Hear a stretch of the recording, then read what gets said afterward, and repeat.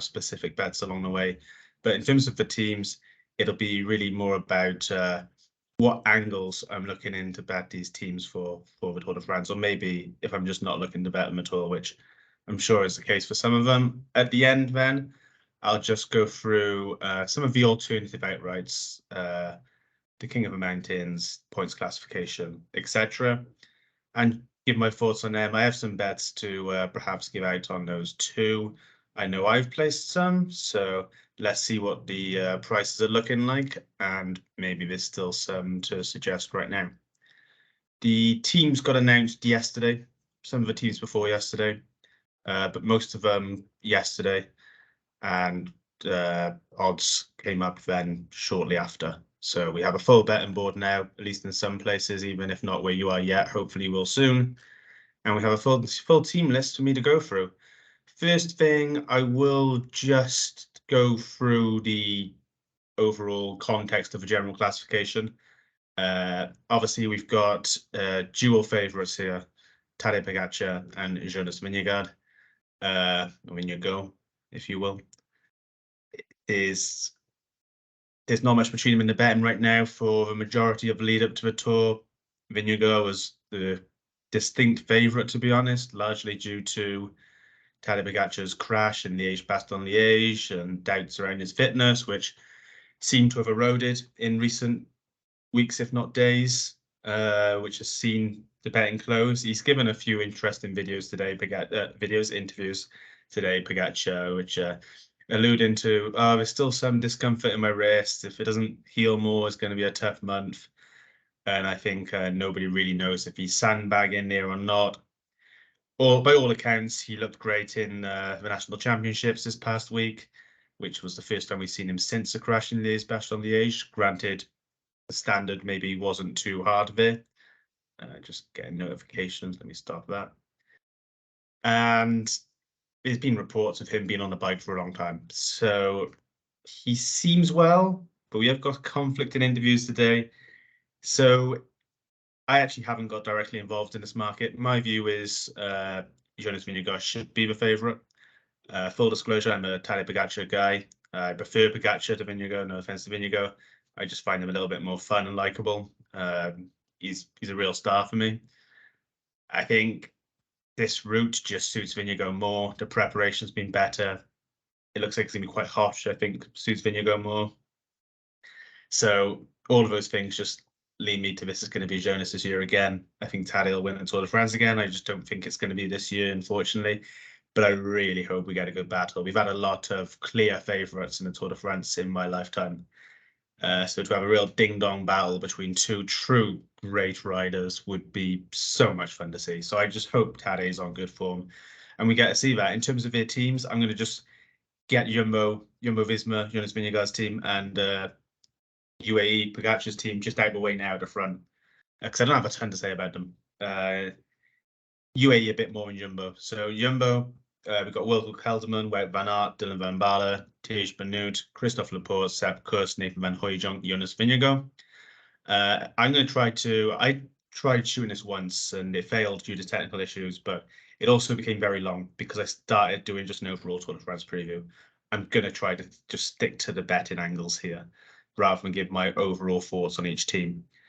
So betting's what I do. I'm not a journalist. The angles here for me, obviously, I've just said my piece by Jonas Vingegaard. I think I'll go into how I think you could maybe attack Jonas Vingegaard if you agree with my viewpoint on how this might play out.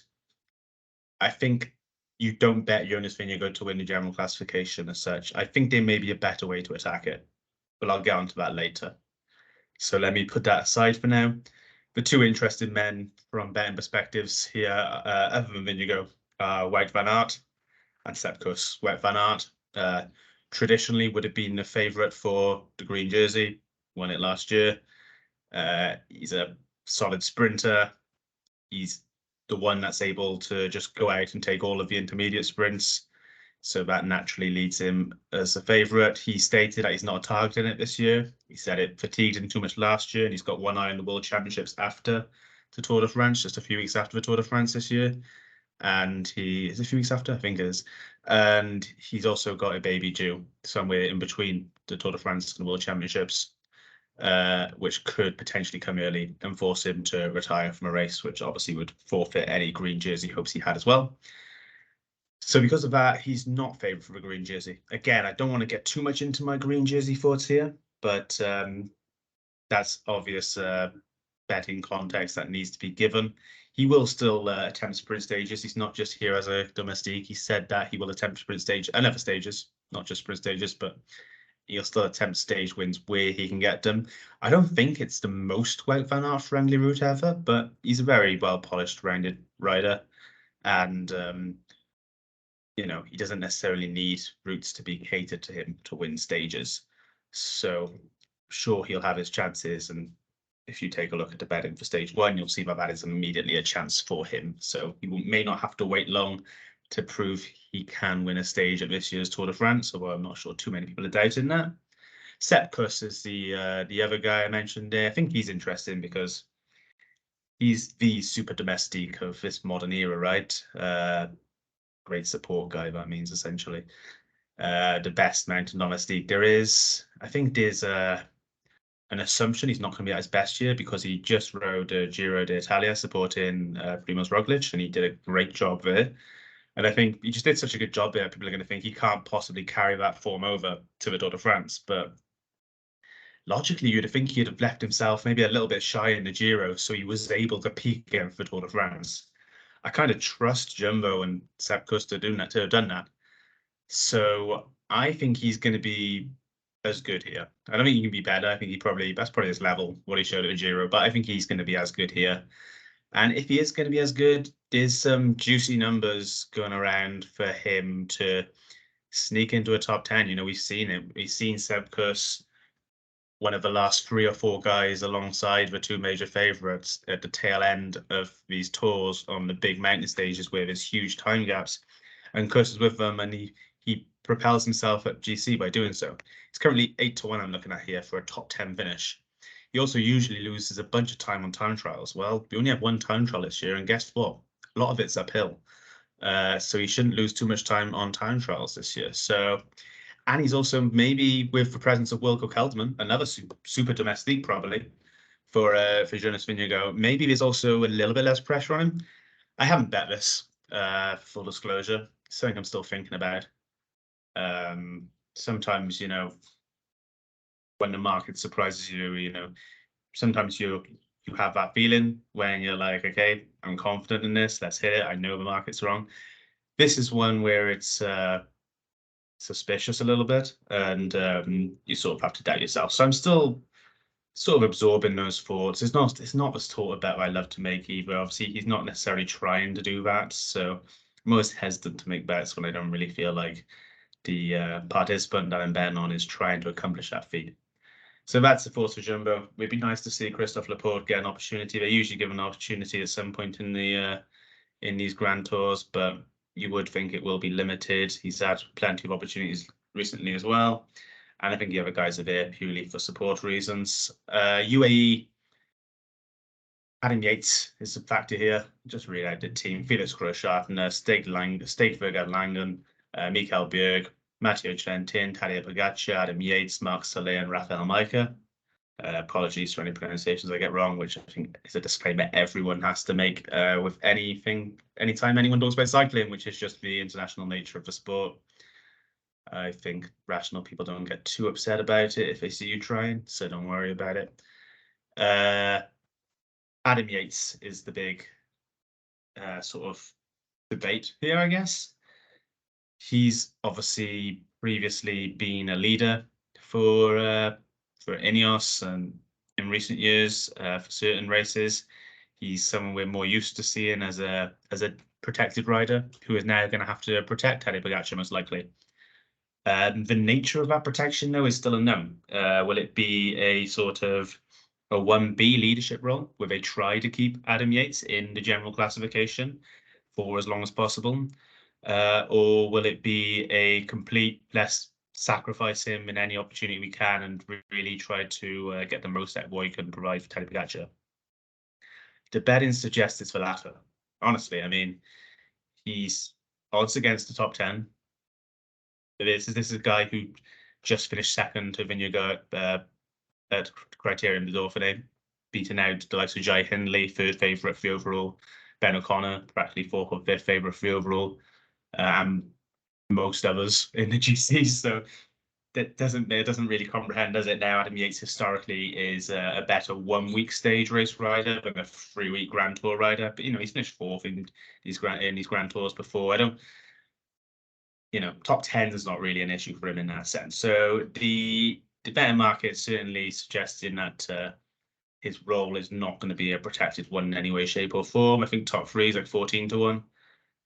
I think these are interesting. Again, it's not a bet I've made yet. I think I'm going to have to think about these a little bit more, but that's definitely of interest. That's one where you're like, this really should have gone by now.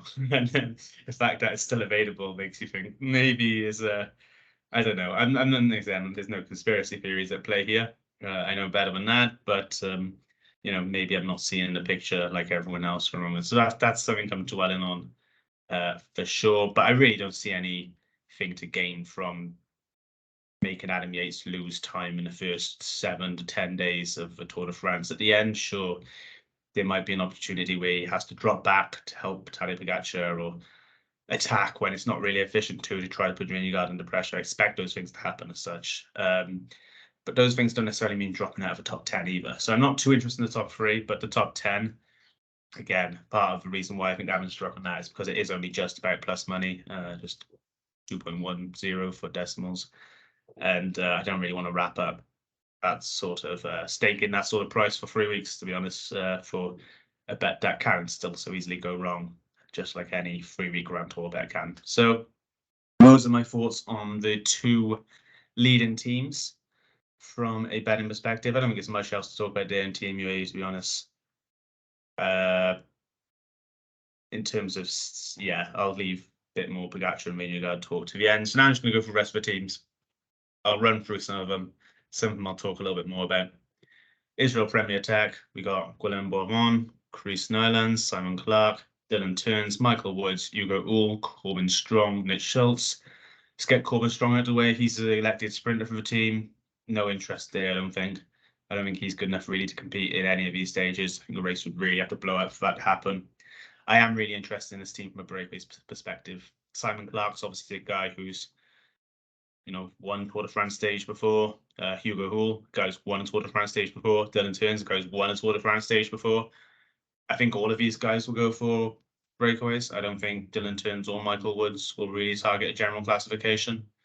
They're obviously going to be guys I'd talk about maybe in the King of the Mountains. Well, certainly Michael Woods is obviously going to be a guy I talk about in the King of Mountains later. And spoiler alert, so will Dylan Teuns. So I'll leave those for now, apart from the fact that stage 1, Michael Woods said he's excited about that, the Basque Country stages. Stage 1 does suit Michael Woods.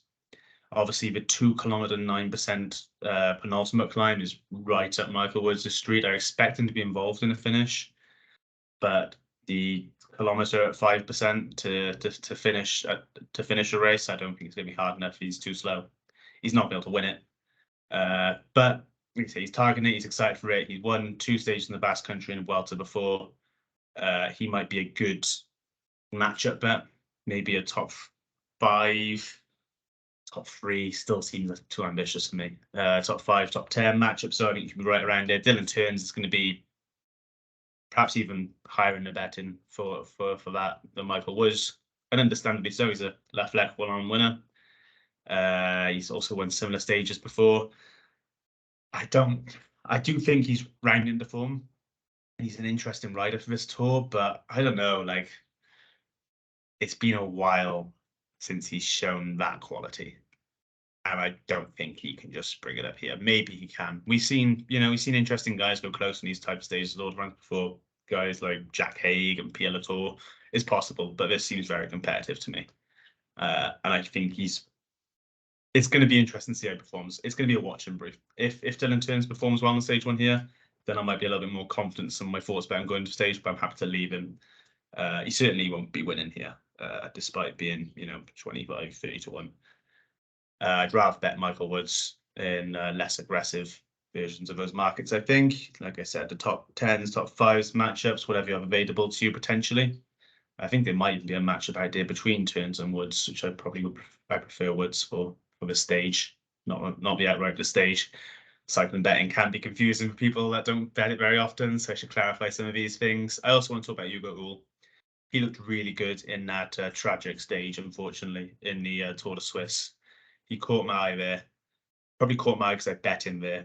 And at one point, I thought he might be alive. But, I bet him there in the Tour de Suisse, I think he's like 300 to 1. He hadn't shown anything for a while. But that just shows you that this is a guy that you're going to get big prices. Israel are going to target stage. All of these guys, with the exception of maybe Guillaume Bourbon, are going to get their chances. And he's done it before, and he's going to be a big price. And I think he's a strong guy, kind of an all-rounder, sort of like Derek G was in the Giro. And I think, you can emulate his countryman there and hopefully go one better. But, it's hard to win a Tour de France stage. But he's a big price breakaway selection I'd like to highlight.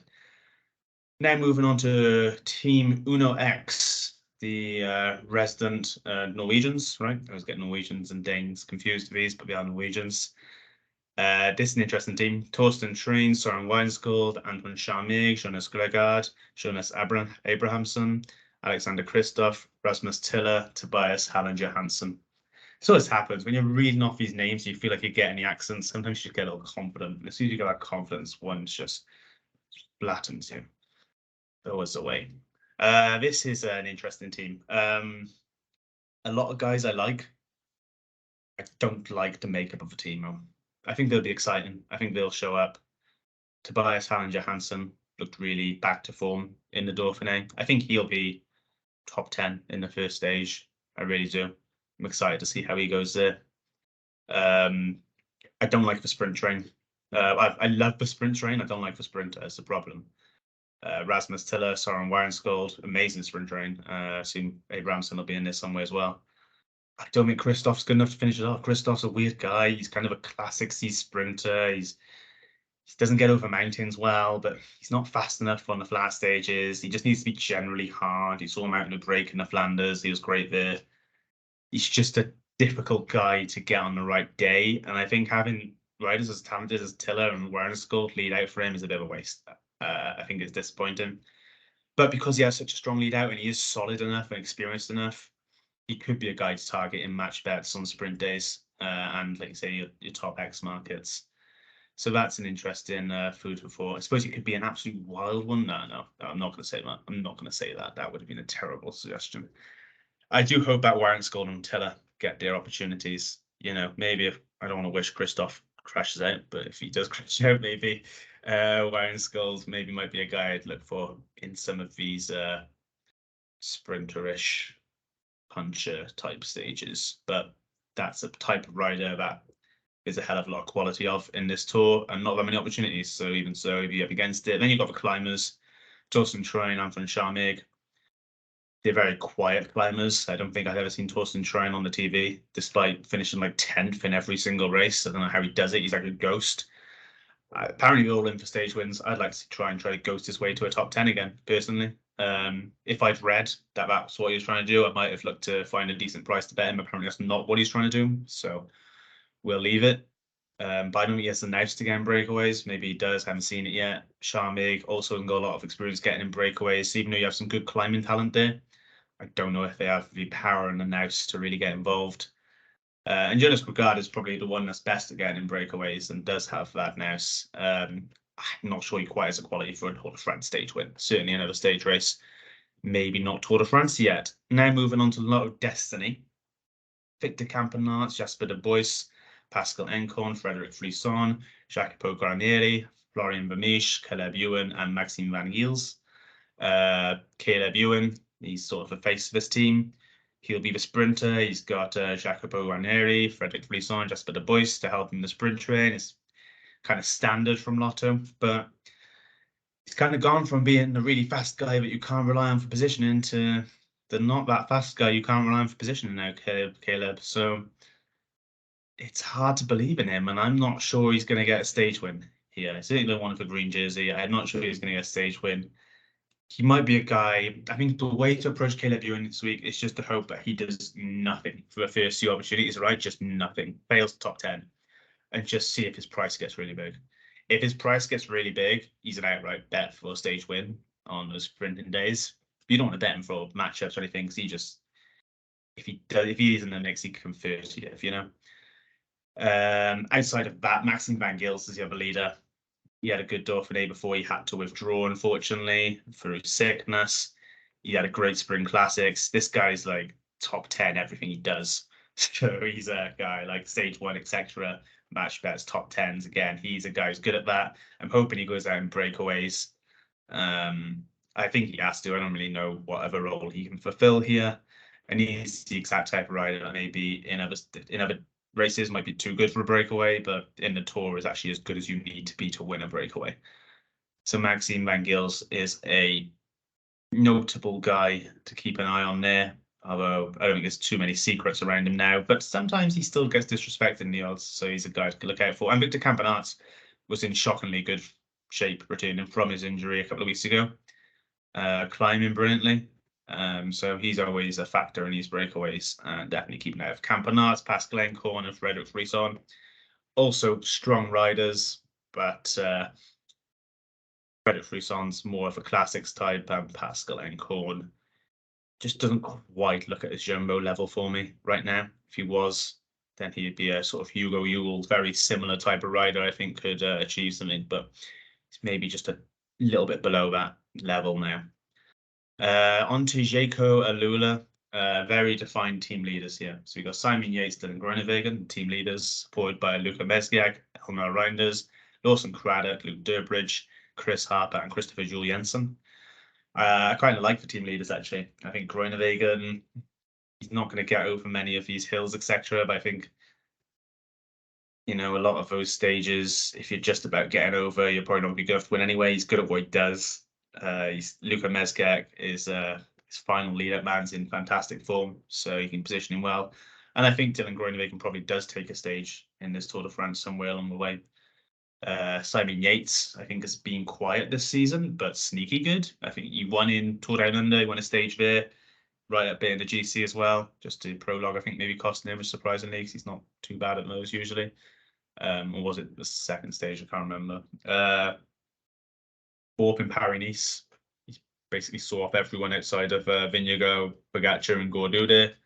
He's not going to be going for GC here, I don't think. I think he's going to be going for the mountain stages with maybe a little bit of a tilt at KOM. That's one to look forward to later. But yeah, they're the only guys there. I don't think there's much else. Sure, Lawson Craddock might get in a breakaway at some point. Christopher Jensen surely will. I think Harper could, but he was listed and they release a support for Yates, and that's usually how he rides. So I don't think there's a whole lot more interest in there. I'm just going to take a sip of water and breathe momentarily. And now let's go on to Team DSM. So we've got the sprinter here, Sam Welsford. Don't feel great about that. Don't feel great about the sprint train. We've got Nels Eekhoff, Matthew Dinham, Jean Degenkolb, Kevin Vermaak, Alex Edmondson, Chris Hamilton in support. Obviously, Hamilton not going to be supporting in the sprint train, being a climber type. Sam Welsford started the year well. He sort of drifted off. Didn't really achieve any results in fairly weak races in Netherlands recently. Doesn't have much experience getting through a Grand Tour, doesn't have much experience getting over climbs. Just his stronger sprint options in this tour. He could surprise and get a stage victory, but I'm not expecting it. Romain Bardet is the other team leader that I hadn't mentioned yet. He's been in decent form, but more aggressive than successful, to be honest. And I would have liked to see him carry on that aggression to this race by going for stage wins, but he's not. He's starting off going for GC. I think he might end up going for stage wins, which tells you what I think of his GC plan. So we'll see how Romain Bardet's race develops. Also, you know, we've got to note the fact that he's been a little stronger on the flat, you know, getting involved in some flatter finishes in Romandy, I think it was. So that's something to note. Maybe he has built some of those skills that will allow him to take a breakaway stage victory here. Intermarché Circus Wanty, also Bardet. Sorry, one more thought on Bardet. Obviously, if you have a sort of GC-ish day where you expect a small group of the GC guys to get over the climb and down a descent and onto a flat, etc. We have a few stages, something like that. Maybe Bardet, could be an option for a top 3 finish there. So given what I just said about how he's improved some of those skills. Now on to Intermarché Circus 1T. We've got Lilian Camajan, Rui Costa, Binion Girmay, Louis Menkes, Adrian Petit, Dion Smith, Mike Turnison, and George Zimmerman. That's going to be a bizarre name to hear for a lot of American listeners, if there's an American listener. So the main, we got kind of a few different aims, I think, in this team. I think Menkes just going to do his own thing, try to top 10 GC. I've had a look. The price is pretty rubbish for that. You could do it, but he's quite clearly odds on to do it, and I don't think that's necessarily true. Good luck, Louis Menkes. He's got a lot of support. If he does top 10, I'm sure it won't be very impressive. So that's fine. I do think there's some better angles here for us for Timo. Binion Girmay is a sprinter. He's got an excellent sprint train now in Dion Smith and Mike Turnison for support. That's fantastic. He, at the start of the year, looked to me like his sprint was very strong, but he wasn't that strong. He looked fast, but he wasn't getting over the hills. He wasn't positioning himself for these races quite as well as you'd have hoped he did last season. I'm hoping that form has developed since then. He's had a disappointing year to this point. He did just take a win in the was it Swiss? Yeah, I think it was Swiss. He took a win in. Just need to check that for a moment. And it didn't surprise me. It was on a flatter day, which kind of matches up with what I just said about his sprint improving and maybe his overall strength not yet. It was stage 2 of the Tour de Suisse. It kind of lined perfectly for him. There's a little bit of a climb, not too far out, that Jumbo-Visma hit hard to try to set up the stage for Wout van Aert. He was positioned well for it, which encourages me to think that maybe he's built that strength, which is key to my bet here that I've placed on him. I think maybe he's built up that strength throughout the season, and now maybe he can combine the newfound speed. Not that he's always been fast, but maybe a little bit stronger speed with that strength returning overall. And he's disappointed at Paris-Nice in those sort of faster sprint stages, which disappointed me given my thesis about his sprint being faster. But I think his positioning, those were very intense, very competitive. His positioning was all off. He didn't seem to want the group nature of it. I'm hoping with getting used to having Tillotson and Smith now, I'm hoping he can be a little bit better in that department. So I'd quite like him for one of the outright classifications later. I'm sure you can guess what. I'll just say it now, the points classification. And then the other guy I think is worth noting here is Rui Costa. Tour de Suisse again. Again, unfortunately, that stage in which Gino Maeda passed away. Rui Costa was immense on that stage. He's in that breakaway, and Rui Costa does not take turns. He does not go to the front of a breakaway. And I actually had a couple of bets. I mentioned that Hugo Uhl, Paules, and Tiberi. So I had Costa surrounded in that breakaway. As it happens, the breakaway didn't make it anyway. And well, I knew I was done long before the breakaway got beat because Costa was just taking turns, even though Paules was attacking. And that told me that Costa knew he was the strongest guy by quite a bit away. And he was. He would have won it had the breakaway made it. So I think he's had a good year as well, Costa. Great Strade Bianche. Won a couple of days earlier right at the start of the season. I think Rui Costa is right at the top of my list for potential breakaway winners in this tour. So he's a guy I will be betting on multiple occasions, I think. Now over to Groupama FDJ, the controversial leaving out of Arnaud Démare means they are irrelevant for the sprint stages. So that's about 6 stages where they don't exist. Interesting tactic. For a team that doesn't have, that confident of a GC. They have David Gaudu, the GC leader. I'm not going to waste much time. I don't think there's any bets to be had on him for that. Looked terrible in Paris-Nice, looked better in the French National Championships, but ultimately did blow up. I think Stefan Kung is the guy here who I'm interested in from betting angle. Usually he kind of reserves himself on most stages in preparation for the time trials, it feels like. He hasn't got time trials to do that for in this tour. He's only got one, which doesn't suit him that well.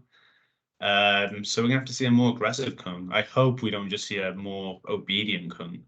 for Gordu. I hope we see a more aggressive Kung. If we see a more aggressive Kung, I'm going to be very excited and enjoy watching him ride and maybe look to take him in a few breakaways. But if he's just going to be all in for Gordu, that'll be a depressing sight. Just on Pinot, I think Pinot's going to be all in for stage wins here. He'll obviously do his bit for Gordu where he has to. I don't think he's going to be trying to get another surprise GC finish here. I think he knows that's not really his level. And maybe he'll want the KOM double, having achieved it at Giro. I think he's more likely going to be like, I got distracted from a stage win goal at Giro. Let me focus on that now in my home race on my final go round. So I think Pinot have a way to attack him, ignore KOM, ignore any GC top 10 fantasies, and let's stick to the stage win angle. To Bahrain victorious, we got Nicky Asand, Phil Bauhaus, Jack Hay, Peo Bilbao, Fred Wright, Mikel Landa, Mattia Morihich, and Wout Poels. Sprints is Arndt and Bauhaus. Don't think that's much. Not going to waste any more time on it. We've got Mikel Landa being nominated as a GC leader here. He had a good spring, dropped off in the 2 months since. He is the type of guy that can refine his form for a Grand Tour, but he usually comes into Grand Tours really talking up his form, and he's not really done that so much this time, which tells you maybe not also. And, he was a distance third to Hindley and Carapaz at the Giro last year when he was in great form. So anything, podium's not very likely. Top 5 would be a really good result. I think top 10 is more likely. Mattia Morihich is a couple of stages here, but really suit Morihich. I think, he looks like he's coming into form. He's been strong again recently. Stage 8, for example, just looks really Mattia Morihich. Just about over 200 kilometers, so it's just about long to win. So yeah, maybe stage 8 is the angle for Morihich. There's a couple of others as well, somewhere for Eversaw that he could take. He's an interesting one. Fred Wright, will he be buoyed by his national championship win?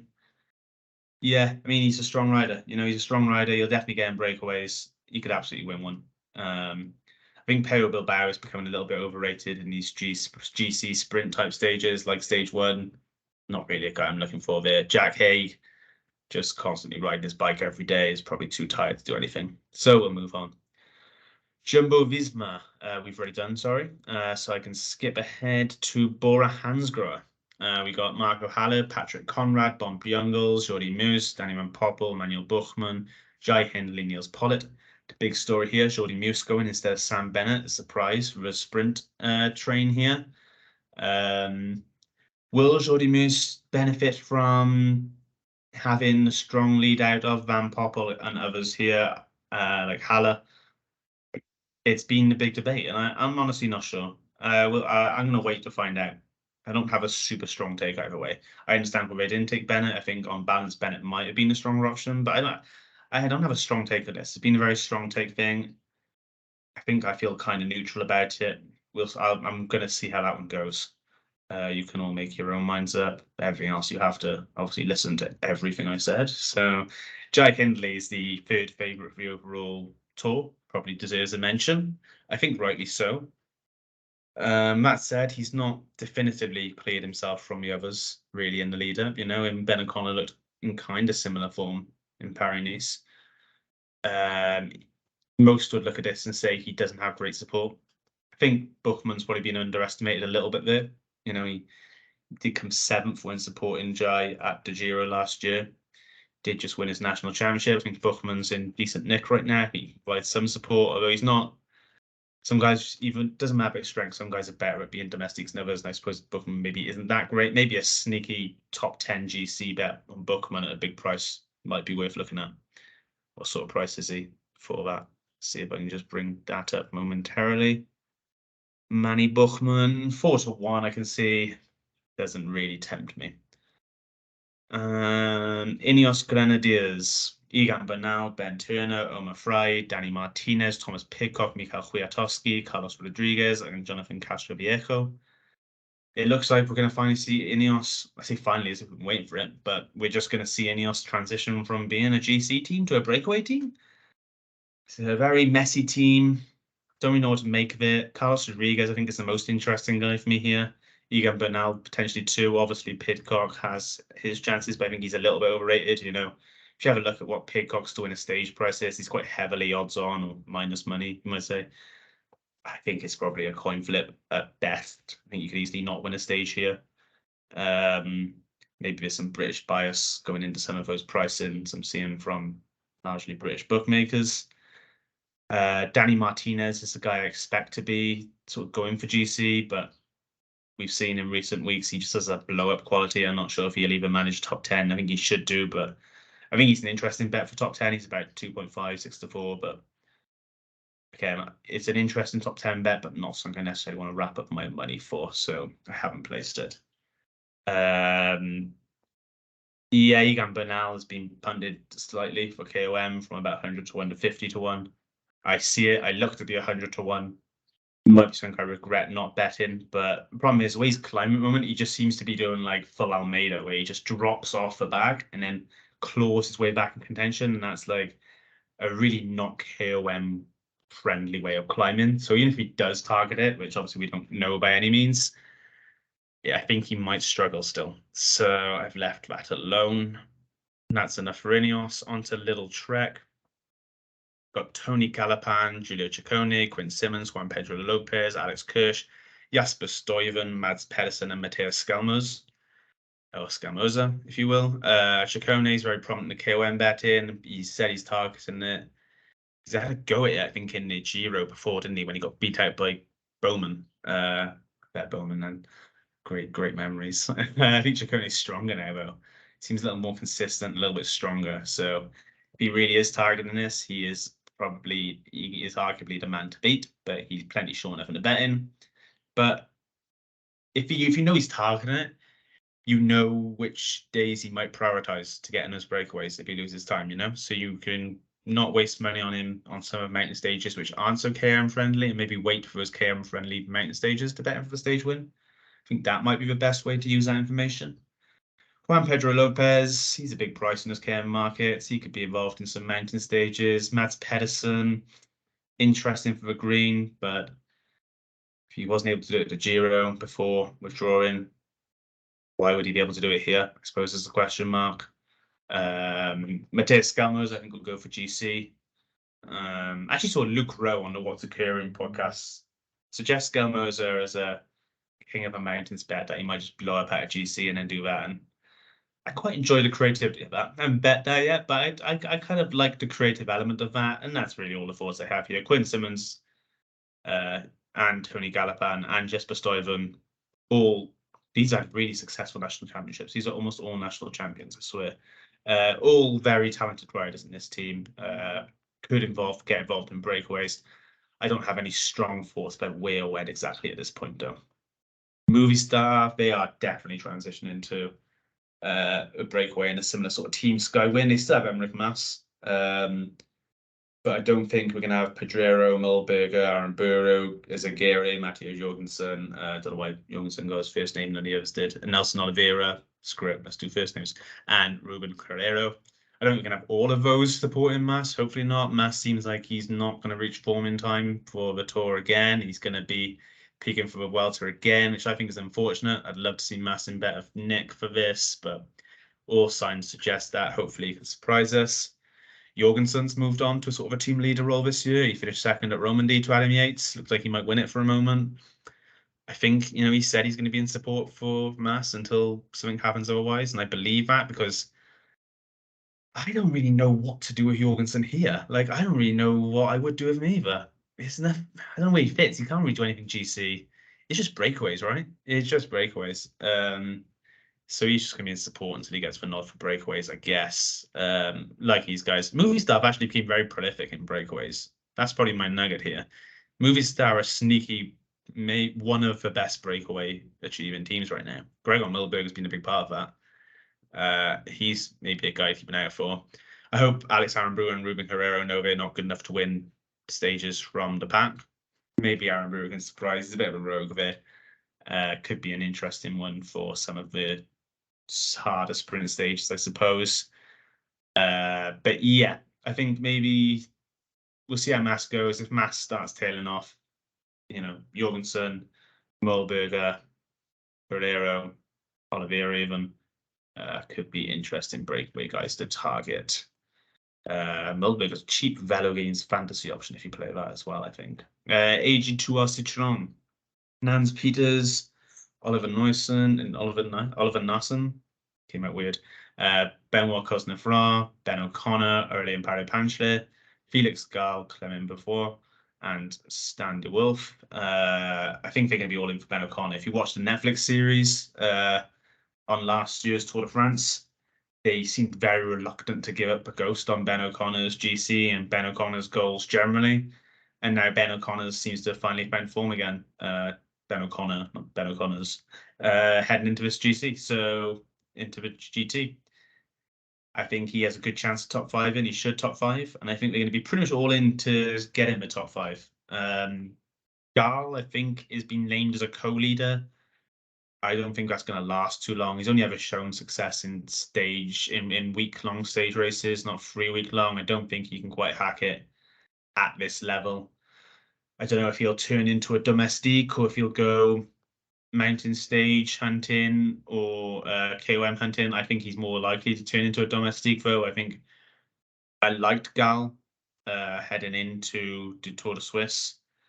It's frustrating with betting for that first stage. Got a top three, but missed out on the stage win. Then he goes and does it in the second. That was a bit frustrating, but I think I'm going to cool off on Gal for this tour. Ben O'Connor, I think he'll top five. I'm excited to see how Ben goes. Likeable character. Be nice for him to make amends next year. Aurélien Paré-Panchelé, I think, he sort of had his fun at the Giro. I think he's going to fall more into a support mode here. I don't want to talk about Benoit Cosnefroy, he's the most overrated cyclist that exists. Sorry, Benoit. It's just certain traders somewhere keep putting you really short when there's 4 races that it's not deserved. Nans Peters, pretty good in the French National Championships, been pretty lively in a few one-day races this year. Be nice to see him getting a breakaway. Maybe he's my favourite breakaway candidate of theirs, but I don't think he's going to win one realistically. So I'm all in for Ben O'Connor. Ignore these guys apart from Ben O'Connor. I think they're going to want to get one over on FDJ and this time then get the top 5 in the GC, not FDJ. And I think they'll do it. Astana, Kazakhstan, Harold Tejada, Gianni Moscon, Alexei Lysenko, Evgeny Fedorov, Mark Cavendish, Chase Bull, David de la Cruz, Luis Leon Sanchez. Mark Cavendish, the big story here. Will he get that final stage win to usurp Eddie Merckx and his record? I don't think so. They brought in Chase Bull. They brought in Mark Renshaw. Maybe that will help overcome the lack of experience Bull and Cavendish has had together this year, which has been unfortunate. Well, maybe it's not fortune. Maybe it's incompetence. I don't know. Listen, the sprint train might be better for Cavendish than it was at the Giro, but even if it does get better, it's probably going to look the same because the overall standard random is going to get better. So it carves up against it here. I would love to be wrong. My favorite thing to see here would be for Cavendish to win a stage. If I have one wish for this tour, a massive Cavendish fan. I just don't expect it. I won't be betting on it. Outside of this, the team looks quite tired. Moscon, barely a professional cyclist anymore, unfortunately. Luis Leon Sanchez is starting to look too old. David de la Cruz is just too one-paced to win the breakaway. Harold Tejada shown some promise recently, but never really done it before in a Grand Tour. Might be interesting though. Lutsenko, I'm not sure if he's in good enough form to go for his usual GC effort, top 10. So you can still turn it on for the odd day though, especially in the heat, which you should get. So Lutsenko is definitely a candidate for a stage win. That's probably the most realistic achievement for Astana. Alpecin de Koenig, Mathieu van der Poel, Jasper Philipsen, Jonas Ricard, Sylvain Dillier, Ramon Sinkeldum, Quinton Hermans, Soren Kragh Andersen, and Michael Gogel. Just really strong leaders here. Philipsen's favourite for points classification. I think Philipsen's a little bit overrated. In one sense, I don't think he's as fast as people think he is. He's very strong. I think he's now regarded as a faster sprinter. He's not a faster sprinter. Jakobsen's still faster going into this tour. So I think maybe he's a little bit overrated here. Philipsen, I might be against Philipsen more than with him. Although if he has Van der Poel leading him out, that's going to be a massive advantage. I think Van der Poel's been underrated heading into this tour a little bit. He was like 9-4 just to win a stage, 3.25. That was too big. Shortened only a little bit. Might be still something worth betting. He opened up for stage 1 too big. That's shortened. Again, might be something still worth betting. He is my pick to win stage 1. I'll just say that now, Matty van der Poel. I think he'll attack on the penultimate climb and still have enough to win it in the final climb. I think he's been really disrespected.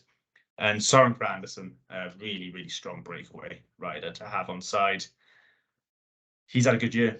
He has had a sneaky good year. He's maybe not got the results to match it all the way. He did get one victory. I can see him getting another here. He's, along the way here, you've seen me particularly warm to certain riders that I think will maybe, I'm willing to say will win a break, which is never an easy thing to call no matter how good a rider, but Rui Costa, Matej Mohoric, Søren Kragh, Alexei Lutsenko, Julian Ciccone. These are guys that I think will win a stage at the Tour de France. On to Cofidis, Alexis Renard, Simon Geschke, Alex Zengel, Anthony Perez, Victor Lefebvre, Brian Coquard, John Izagirre, Guillaume Martin. Very weird team. Don't really understand the point of having Zengel and Coquard here. I don't even know which one should sprint. They'll probably both sprint and just try to pick up UCI points, finishing 9th and 11th. I think Zangel's probably a better rider these days. I don't know. It's not these days. Coquard's as good as ever, but I really just don't trust him in these particular instances. I trust Zangel to maybe just try to see if Zangel can make a step up a little bit more. Geschke's very short in the KOM market, considering his ability. Don't really see it. Just because he might try to get it in the first week, I don't care. It's not relevant to him winning it, really. Victor Lefebvre is probably the most talented of these, but he tends to only be good for the first week of Grand Tours, and I don't see a stage in the first week of these Grand Tours that I think he can win. Maybe he could be a surprise top 10. He could be a top 10 for stage 1. He's an interesting guy there, top 10, maybe get him a match bet. He tends to start these Grand Tours quite well. Maybe that's where to bet Lefebvre. Perez, he's a breakaway. He's the real breakaway candidate here. He's one for Naus to get in, knows how to win. Perez could be an interesting one. And John Izagirre and Guillaume Martin will be somewhat fancied riders for mountain stage breakaways and probably not win if past form is anything to go by. Onto Arkea, but not for long. There's nothing going on in this team. Sorry, it's just not a great team. It's noticeably weaker than every other one. Mazzato will be the sprinter. He'll finish 9th a few times. Clement Champoussin he's a breakaway candidate. Not one I feel incredibly strong about, but he is a breakaway candidate. So is Barguil. Again, not one I feel incredibly strong about. And I'm not going to say about his team. My voice is starting to hurt, so we'll move on. Total Energy, Matteo Berger-Doe, Edvald Botenhagen, Steph Krah, Valentin Ferron, Pierre Latour, Daniel Loss, Peter Sagan, and Anthony Turgis. Sagan's final tour, hopefully he can do something. I don't think there's any reason to believe he will. I hope he just doesn't go around chasing 4th and intermediate sprints the entire time. Just do something else, Sagan, please. That'd be depressing. I don't want to be sad watching Sagan. He's too good a rider to go out like that. Berger-Doe and Ferron are real long shot breakaway candidates that I do quite like. They're real long shots, but they are those type of guys that if the stars aligned, I could see it. They could be some triple-figured price bullets that I fire at certain times. Turgis doesn't look himself. Latour doesn't look himself. I'm still sure you'll fire some ridiculous attacks. And Steph Krah is probably the sneaky guy here. How will he fare in the mountains? Doesn't look in bad form, even though he's had a quiet year. Could be a bit of big price in a few of the mountain stages as a breakaway candidate. Maybe could even be a KOM guy. Who knows? That's enough for them. EF Education, Alberto Bettiol, Andre Amador, Esteban Chavez, Richard Carapaz, James Shaw, Magnus Cort, Rigoberto Urán, Nielsen Perez. Man, it seems kind of stacked, right? I think Bettiol's using it mostly as prep for World Championships, he said. I'm not sure, not mostly, but somewhat. Bettiol's Bettiol. I'm fine with him. It's possible he does something, but I'm not really excited about him. Esteban Chavez has listed the KOM as like, sure, why not? Why not go for it? Not really respected in the market, 40-1. I think that's an interesting one. We'll talk about in a minute. Richard Carapaz. I'm going to talk about Richard Carapaz and the KOM. Richard Carapaz just right now. What is the deal with the view of Carapaz heading into this? He's like 5th favorite for the King of Mountains. He's as short as 12, 14, 15-1 in some places. Why? He stated his aim is to win the GC. He was talking about winning the GC not that long ago. I think he's suddenly realized that's not possible now. But his aim is still the GC. There's no reason to think otherwise here. Yes, he had a disappointing Paris-Nice. So did Enric Mas. So did David Gaudu. Nobody thinks they're now going for the GC. I know he's done it before, not in this race, but he has done it before. That doesn't mean it's going to happen again. The circumstances aligned at that time, and then you were still able to bet him 25 to 1. Why would you now be betting him at 15, 18 to 1 when you're just counting on the circumstance perhaps aligning? There's no reason to go. And there's another guy in his team who's very talented, who is going to go for that goal already. What's the point? I don't understand this. I also think Carapaz has been a bit disrespected. David Gaudu hasn't ran Pogacar and Vingegaard as close as Carapaz has on the last week of the Tour de France, going up high mountains in recent years. Enric Mas, he's given Pogacar sort of some, scares, I guess, in other races.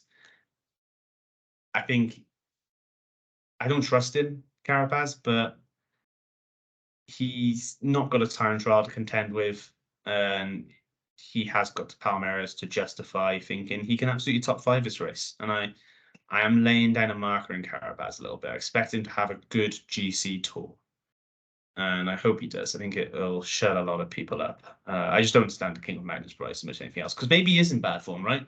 Maybe he's just in bad form. Why are you betting someone in bad form to win a King of Mountains of 15 to 1, 18 to 1? Egan Bernal's probably not going to go for GC because he's in bad form. He's 50 to 1 still for King of Mountains. This doesn't make any sense to me. Magnus Cort, I think just forget about him in any sprints of any kind, any sort of bunch. Just forget about him. He's only a breakaway rider, and I think he's going to be limited in which breakaways he goes in based on what he said. Nielsen Powlers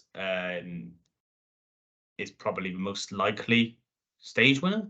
No, Magnus Cort probably is still the most likely stage winner, I guess, maybe based on just history, but Powlers probably just as likely, I think.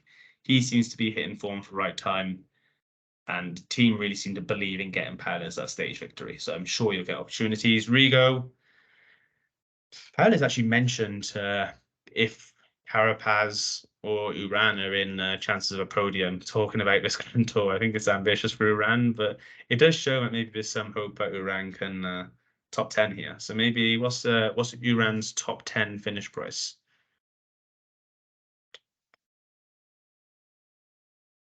7 to 2, 4.5. That could be that might be an interesting little thing to take. Yeah, I'd be interested in that. That's well on that one side. That's quite an outside, distracting me. Only one more team to go through, which is Soudal Quickstep. We were last to announce. We got Casper Asgreen, Julian Alaphilippe, Remy Cavagna, Tim de Klerk, Dries Debignons, Fabio Jakobsen, Yves Lampert, and Michael Molkov, where my pronunciations again worse as they go. Two obvious guys to talk about here, Julian Alaphilippe and Fabio Jakobsen. I just mentioned about Fabio Jakobsen. I think he's the fastest guy in this race. I don't want him for green jersey because, he's going to struggle to get over those mountains and, he's not going to compete for those intermediate sprints. But just sprint stages, he'll be a guy I'm looking to take and have on side to win those early sprint stages before it becomes clear that he's the fastest guy in this race, as I hope it will do so. Julian Alaphilippe kind of being forgotten about for this opening stage, isn't he? He's about 14, 15 to 1. He just won a stage of a very similar nature in the Dauphiné. He's Julian Alaphilippe. I mean, he had terrible French national championship. It was one day he was sick. Okay, I'm sure he can recover from that. I picked Van der Poel, but Alaphilippe is being slept on a little bit. So that's about that for that. And I hope Alaphilippe can have a really aggressive race. I actually think Alaphilippe probably will win a stage in this Tour de France as well. So there's also that. So now let's just have a quick look at some of the mountain classification markets. Yeah, sorry, I've really got tired here. The outright classifications markets. Let's start KOM because I love this market and it'll rejuvenate me. So the picture here, we've got Pogacar favorites 4.5, Ciccone 5, Vingegaard 6.5. Field, then you've got Pinot next at 19. I think these three are the rightful favourites. I think Ciccone, his price is very short, isn't it? Because you've got the information that he's targeting it, but It's very much priced in, and there's other guys who are targeting it. We may not know it yet, but there are other guys who are targeting it. They may not know it yet. Something may happen in the first week, and then they'll target it. And obviously their price isn't accounted for that yet, so it's tough to take Jacone knowing his price is accounted for that. I can leave it. I think 3 of the last 5 KOM winners have been general classification riders, so Pogacar and Vingegaard's presence is necessary here. Maybe even not accounted for enough, given how climb friendly this tour is for the GC guys. I think I'll get to my point now of how to bet Vingegaard.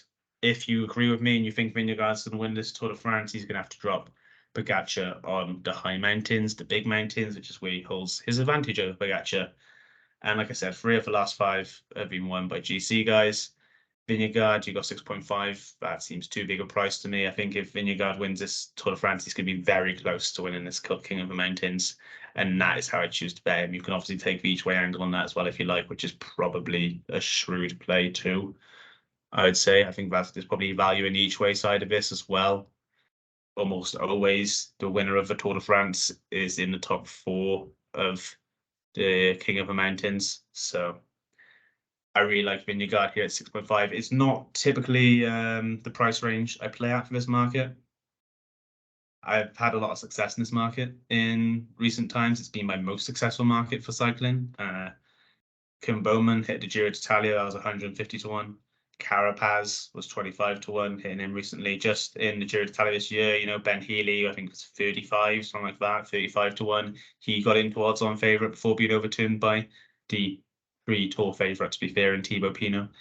So you can hit big numbers here. It's not too hard to hit big numbers, dare I say. I mean, it's hard, obviously, but it's very feasible in these markets. So it's unusual for me to play someone at the top like Vingegaard, but I have done because I really do I think his value. I think it should be shorter. I think he probably should be favourite. Obviously, Pogacar's going to take more stage wins into, well, not obviously. Pogacar's more likely to take stage wins in some of the less demanding climbs, perhaps, but they're also the ones with less points traditionally. So I think Vingegaard can take those really big rewarding climbs. Now, my other bets, I spoke about the dynamics of Carapaz and Chavez. Chavez has said he's wanting to target this classification, and he's a great climber, so why not? So Chavez, he wasn't actually in the odds when he opened. I sort of mentally, I knew he was going to get added. I wasn't going to ask for it. I wasn't going to kill the odds by asking for it. So I sort of mentally said, okay, 28, 30 to 1, I'll take. He opened at 35, soon went to 40. So, you know, I've taken that twice. Full transparency on that. And I like that. Obviously, the issue there is just he's a diminutive guy. It might be difficult for him to get into some stages, but the real crucial stages for this classification, most of them do start with uphill starts. So that plays into Chavez's hands, and I like him here. He's had a good year. He's been aggressive. He's been strong. So let's go Esteban Chavito. Other guys I've taken here, Carlos Rodriguez. I mentioned him. He was the one I was most interested in from Ineos. He's a big price here. He's currently 80 to 1 I'm looking at. He's just a strong guy who's good climber, perhaps not quite ready for GC yet. And he's moving on from a team, and this might be a good goal for him to go to. He's just too big a price. Dylan Teuns, also 80 to 1. I mentioned him. He's ranked into form. He's a good climber. He's won a stage at the Tour de France before, so he's not won a mountains classification. This would be something different. It'd mean a lot, I think, for the team to have a mountain classification win in their ranks. He's not good enough for the GC. I think he definitely hits that sweet spot as well. Just looking now at Senko, I haven't bet, but maybe he's another rider that fits that mold at 100 to 1. Skelmoser mentioned earlier by Luke Rowe, 40 to 1. Don't think the price is quite good enough there. Sagan Bernal's drifted back out a little bit, which I think makes some sense. Steph Kra was maybe a real long shot, 200 to 1. I kind of liked here as well. And that is about as far as my interest goes. I've got quite involved there. I usually really do just take 1 or 2 big price bullets, so that's quite a heavy investment for me. Oh, sorry, there's one more. Simon Yates, 28 to 1. I mentioned him. I think he's going to be strong in the mountains. He's been strong all year. I think he can continue that strength, be strong in the mountains. He's not going to be going for GC. He's completely free to get it. And yeah, he's not much you're going to have someone drop out of GC and get very short in this market once dropping out of GC contention. Yates is not going to be much weaker than that rider, particularly if that rider's had a crash. He might be stronger. And we already know he's probably not going to be involved in the GC. So I think the 28-1 is too big a value for Simon Yates there. That's how I see that market. The points classification, Philipson's favourite, 2.0, Wout van Aert, 4.0, Fabio Jacobsen, 5.0, Pedersen, 11, Gourmet, 11, Groenewegen, 20, the rest bigger. Van Aert doubts already clarified. He might be getting towards bettable price, so despite all of that. One thing is to be interested if Wout van Aert takes the lead in this classification, to think about the potential baby withdrawal angle. Consider that, if that does happen. Philipsen is a worthy favourite, I think, at this point, but he's a bit short. He's 2. I'd have him as like 2.5, 2.75 maybe. Like I say, I just don't have the confidence he's going to win those flat sprints as much as I think he is also able to get those intermediate points. Jacobsen, I probably think it's a little bit underrated at 5, probably more like 4, because I think he will win the flat sprints a little bit more than expected. But again, I don't trust him on the intermediate sprints levels or to get over. And then you've got Gourmet and Pedersen at 11, and I think Gourmet's faster than Pedersen at the moment. I think he's had a better preparation this for Pedersen at the moment. And I think he's got maybe slightly more upside in this sort of Grand Tour environment than Pedersen. So Gourmet's my bet. He was 12 when I took him. We've lost the point. I'm fine with that 11. I think the each way angle again might be worth some merit here, although obviously you do always have to consider the withdrawal potential of any of these riders. But yeah, Biniam Gourmet is with strong sprint train. He's a contender on many different types of stages, including the most valuable ones for this classification. He's the guy I have on side here, and I feel great about it. I haven't really taken much of a look into team classification. Young rider, I haven't really done that yet. I'll just quickly look at the GC out right now. And as seeing these prices, I think Hindley's short enough as a third favourite, even though I think he is the right third favourite now. Maybe you just lean into Pogacar potentially withdrawing and take 2 bullets on guys each way you think can get that third place, and maybe better if chaos really ensues, in which case I'd probably choose Ben O'Connor and Carapaz, but I don't have any particularly strong takes on that market. So I'll leave it there. My voice is begging me to do so.